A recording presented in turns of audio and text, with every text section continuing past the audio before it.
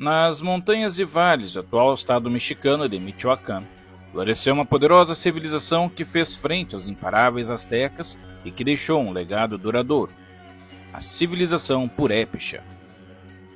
E nesse vídeo exploraremos as suas origens, como funcionava a sociedade purépecha, o império que formaram, suas tradições e o seu legado visto até hoje. Mas antes de fazermos essa viagem no tempo, gostaria de pedir que deixe seu joinha e que se inscreva, caso se agrade do conteúdo, pois isso me ajudará muito a continuar trazendo conteúdo de qualidade para vocês. O território onde a civilização purépecha dominou no atual estado mexicano de Michoacán é habitado pelo menos desde o início do período pré-clássico, onde foram encontradas evidências líticas antigas de antes de 2500 AEC, como pontas de armas e utensílios de pedra. Uma característica distinta desse grupo é a sua língua, também denominada como língua purépecha, que aparenta ser muito mais antiga e isolada do que o idioma observado nos povos vizinhos como astecas e maias, que usavam o náhuatl, e como não tinham uma forma de escrita, é um grande desafio descobrir todos os meandros dessa civilização. No entanto, muito do que sabemos provém dos registros que os invasores espanhóis deixaram a partir do século XVI. Os espanhóis os conheciam também como tarascos, um termo náhuatl emprestado dos astecas que significa cunhado ou parente, e que os modernos purépechas acham depreciativo, mas que é muito usado para se referir a essa sociedade no período da dominância espanhola da região. O nome purépecha significa, em sua própria língua, lugar onde vivem os puré, sendo o termo puré uma autodesignação que usavam para se distinguir dos vizinhos, significando algo como povo ou gente. Foi por volta do ano 1540 que o frade franciscano Jerônimo de Alcalá deixou registrado a tradição oral e a mitologia desse povo no manuscrito chamado de Relación del Michoacán, uma importante crônica que contém a descrição dos assentamentos tarascos, seus deuses e a maioria das estruturas sociais presentes em Michoacán naquela época, entre eles cargos governamentais, status social, linhagens, seres míticos, entre outros.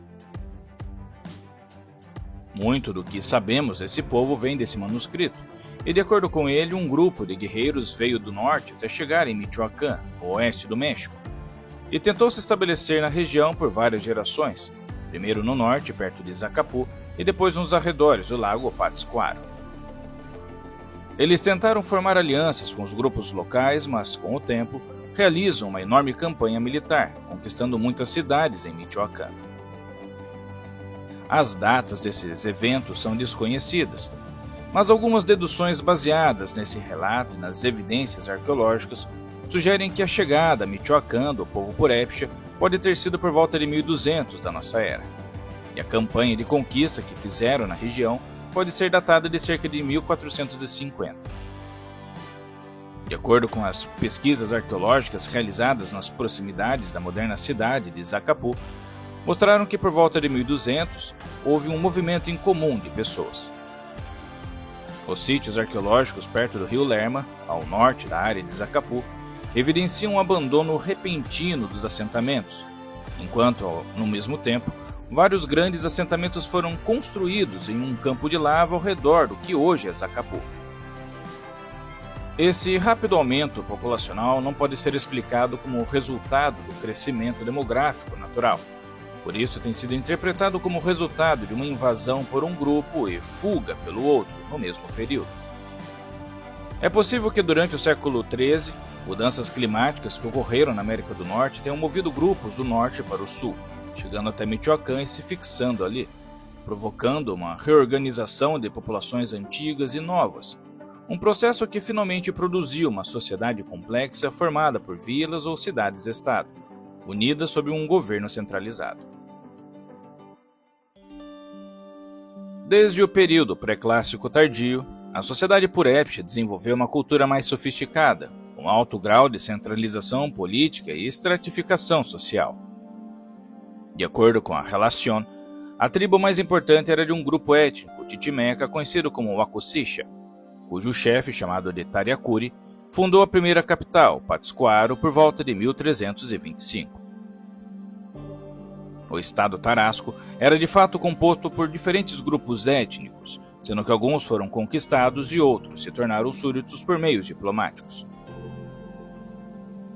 Os governantes purépchas, conhecidos pelo título Kazonzi ou Erinchi, eram tolerantes com os costumes dos grupos conquistados, onde poderiam manter suas próprias línguas e o direito de eleger suas próprias autoridades locais, mas eram obrigados a pagar um tributo ao monarca, e o mais importante, a lutar nas guerras organizadas pelo governo central.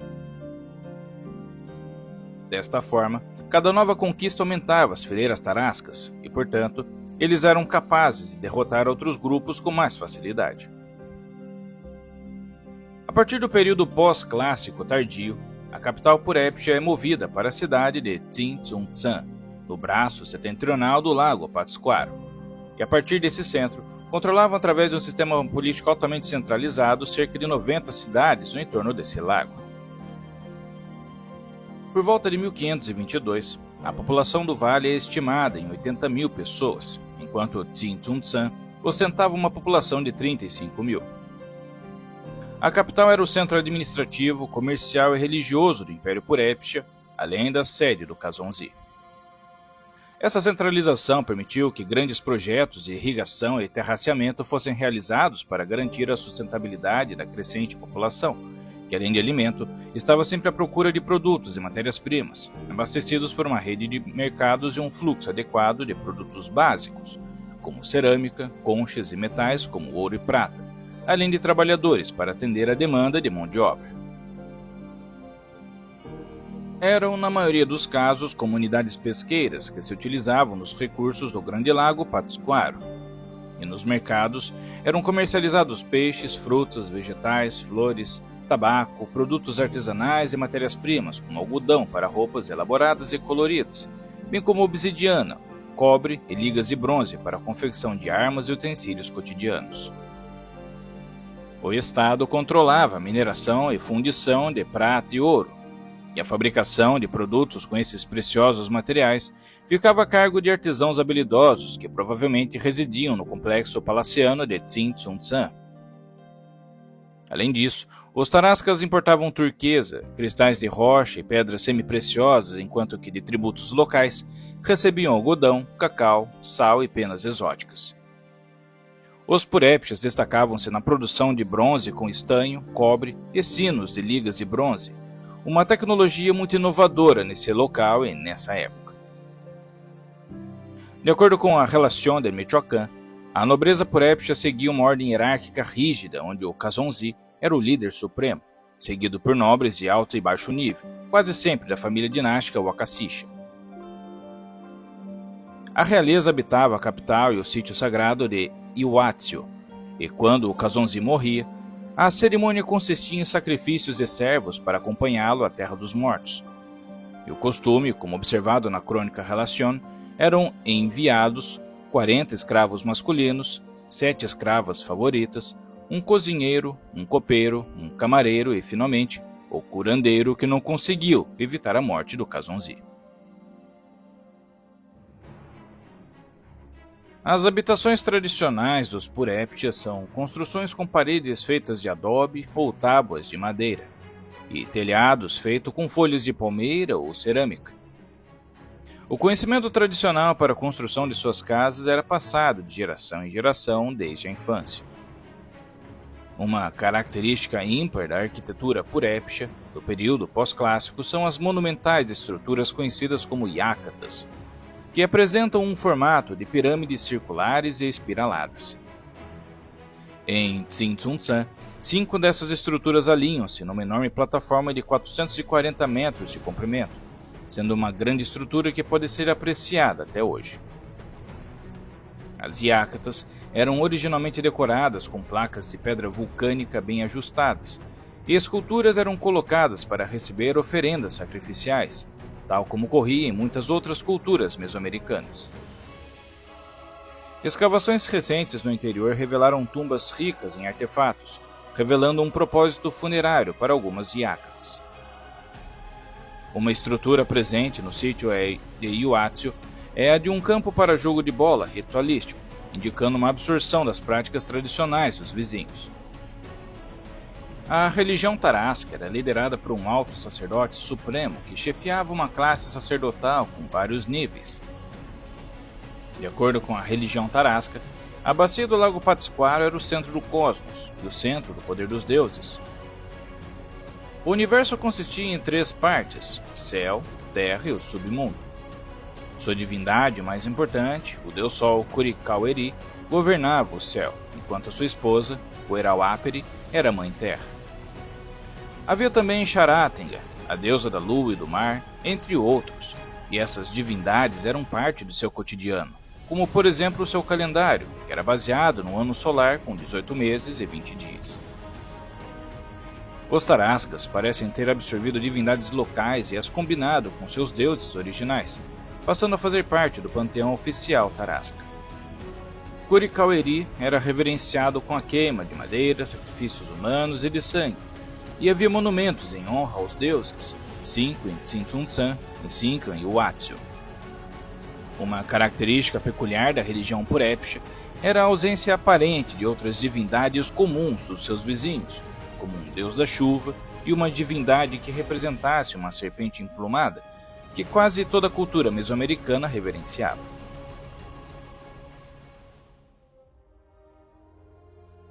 A expansão dos purépchas se chocou com a de seus vizinhos do sul e oeste, os astecas, passando a competir por territórios e recursos, onde um contrabalançava o outro. Os tarascas, usando subterfúgios e sabotagem, repeliram os astecas até uma distância de 50 milhas de Tenochtitlan, na década de 1470, o que levou ao estabelecimento de uma fronteira norte-sul entre os rios Lerma e Balsas, protegida por fortificações instaladas estrategicamente. Com esta divisa segura, os tarascas continuaram sua política de expansão em outros locais. Suas fortalezas, suas estratégias militares e o uso de armas de metal são razões que ajudam a explicar como o Estado tarasca manteve sua independência diante do poderoso Império Azteca. E mesmo que fossem inimigos, há evidências de comércio entre eles, em áreas estratégicas, em povoados fronteiriços que atuavam como intermediários em zonas de transição entre os dois impérios. Depois da queda do Império Azteca em 1521, o Kazonzi Purépcha Tangaksuan II se submete aos espanhóis de forma pacífica em 1522. Em 1529, o governador Nuño de Guzmán saqueou Micoacán, destruindo templos e tumbas em busca de metais preciosos.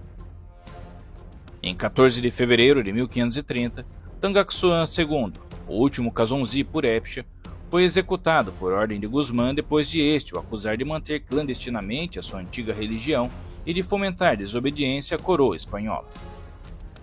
Isto provocou caos na região e muitos nativos fugiram para as montanhas para evitar os diversos episódios de violência. Esta situação levou a coroa espanhola a enviar o juiz e ouvidor Dom Vasco de Quiroga, que consegue restabelecer a ordem colonial e que favorece a continuidade da cultura purépcha, que continua até hoje. Hoje, os purépchas continuam a preservar sua cultura, língua e tradições, apesar das influências externas e das mudanças ao longo dos séculos, chegando hoje na marca de 175 mil purépchas vivendo no estado de Michoacán, no México. O legado dos purépchas é um lembrete poderoso da importância de conhecer, respeitar e preservar a história dos povos nativos das Américas, onde cada pedaço de sua cultura, cada rito e cada palavra falada em purépcha ou qualquer outra língua dos bravos nativos do Novo Mundo é uma conexão viva com um passado que continua em nosso sangue, nossa língua e em nossas variadas culturas, inspirando e ensinando as novas gerações e a todos nós, nativos americanos. Espero que tenha gostado desse vídeo e se chegou até aqui, deixe um joinha e compartilhe com mais pessoas. Se não é inscrito, considere se inscrever para receber vídeos como esse semanalmente. E se já é inscrito, verifique se o sino de notificações está ativado. Na descrição tenho também links para livros e cursos e até uma chave Pix caso considere contribuir com o meu trabalho. Desde já, agradeço o seu tempo e atenção e até a próxima história.